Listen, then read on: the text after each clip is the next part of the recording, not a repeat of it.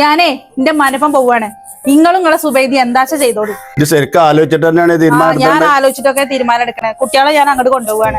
എടാ സമീറെ, ഇതിന്റെ ഡ്രസ്സൊക്കെ ബാഗിൽ വെച്ചിട്ടില്ലേ?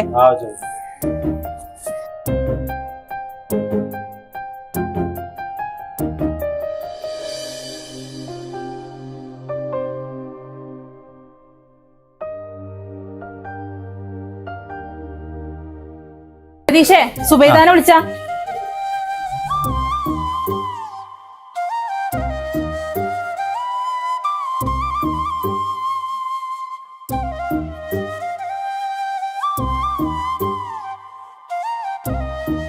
ഇജ്ജിവിടെ എത്തിയില്ലേ?